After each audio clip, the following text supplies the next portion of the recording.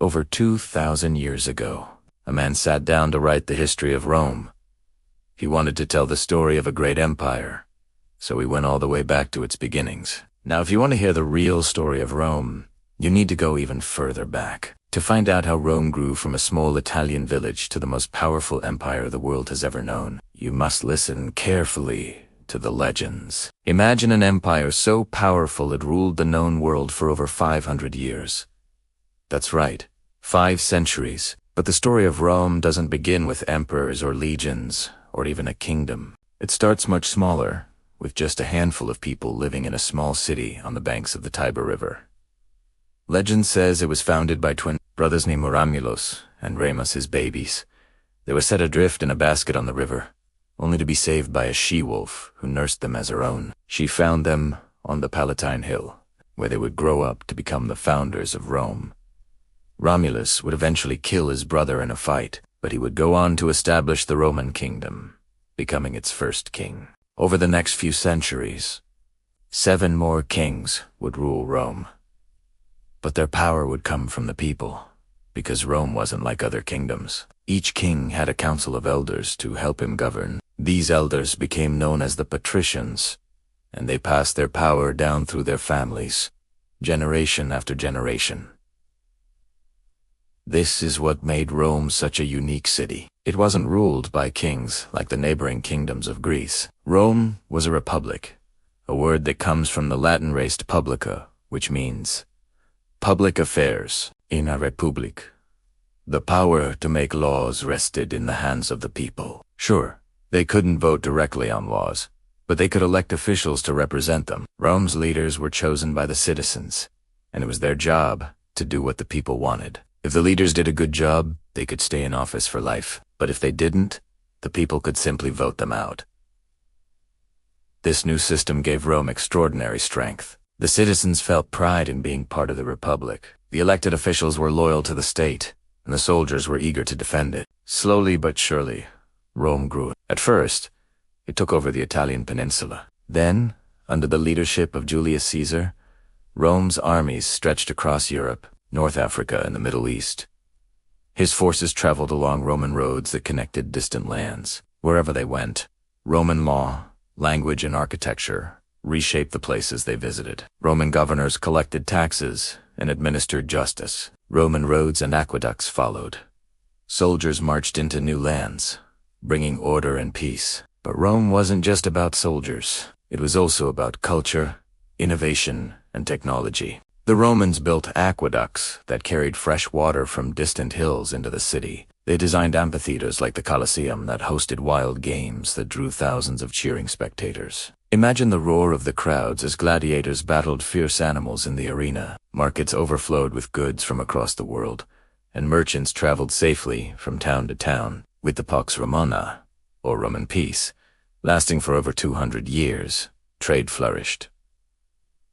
Slavery kept labor costs low. New inventions spread quickly throughout the empire. Life in Rome was exciting and full of opportunity. However, not everyone benefited equally. As Rome grew, so did the gap between the rich and poor. Most of the land was owned by a few wealthy families, and many people lived in poverty. Common citizens struggled to pay their taxes and provide for their families.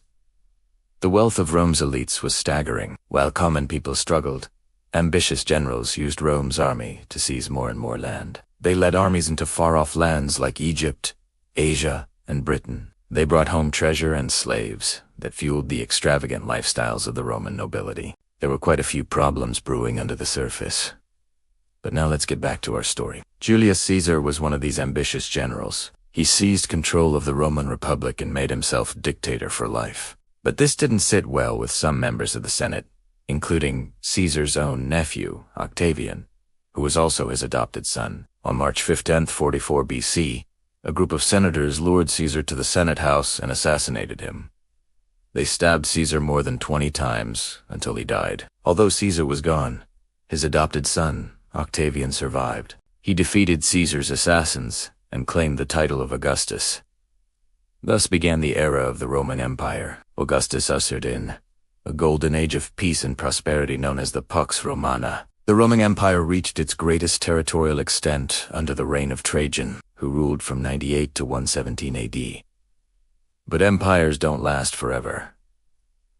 The Roman Empire was no exception. Rome was just too big to control. They didn't have any modern conveniences like telephones or the internet to keep in touch. And as communication got slower, enemies started attacking Rome's borders. The empire couldn't defend itself against outside invaders. At the same time, corruption spread across the empire. Some emperors were cruel and selfish. Others spent too much money and left Rome deep in debt. By the 3rd century, the empire was in crisis. The economy was in sharp decline. Civil wars broke out.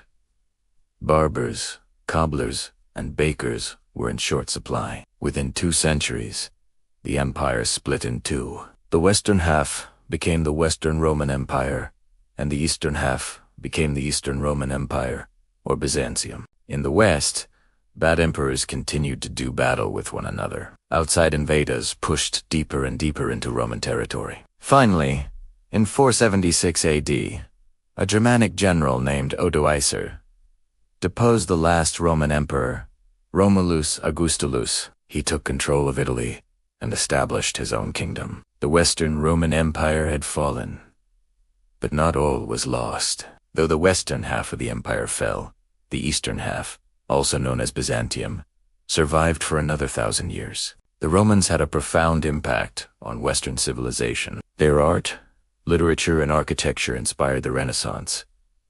Their system of government inspired the Founding Fathers. Many of our modern-day laws originated from Roman law, and the Latin language, which was spoken throughout the empire, evolved into Romance languages like Spanish, French, and Italian. Roman roads enabled trade and communication throughout Europe. Aqueducts brought water into cities and towns. Even today, visitors from all over the world traveled to Rome to marvel at the Colosseum, the Pantheon, and other ancient Roman structures. These incredible buildings demonstrate the skill and ingenuity of Rome's engineers and architects. Now, here's the incredible thing. The Roman Empire may have fallen, but its legacy never did. So what makes Rome such a legendary empire? For starters, it lasted longer than any other empire before it. It outlasted Greece, Egypt, Persia, and even the Mongols. Rome's impressive infrastructure helped it thrive for centuries. Its road system allowed for easier trade and communication across vast distances. Canals and aqueducts provided clean water and sanitation, contributing to public health. The Roman legal system was advanced for its time, emphasizing justice and fairness. This system laid the foundation for many modern legal traditions. Rome's military was incredibly powerful and well organized. The Roman legions were disciplined and highly trained, allowing them to conquer and hold vast territories. Pax Romana, or Roman peace, brought stability and prosperity to much of the known world. During this period, trade flourished and cultural exchange occurred throughout the empire. Rome's culture and values spread to conquered peoples, influencing their art, language, and customs. Latin, the language of Rome, became the foundation for several Romance languages and had a lasting impact on European languages. Roman art and architecture continue to inspire to today. Structures like the Colosseum and the Pantheon are testaments to Roman engineering and architectural prowess. Sculptures and paintings from ancient Rome are celebrated for their realism and detail. Rome's contributions to literature, including the works of Virgil and Ovid, have had a profound influence on Western literature. Roman poetry, history, and philosophy explored themes and ideas that continue to resonate today. Rome's fall is often attributed to several factors, including corruption, economic decline, overextension, and the rise of Christianity. Corruption and decadence among the ruling class eroded public trust and weakened the empire's institutions.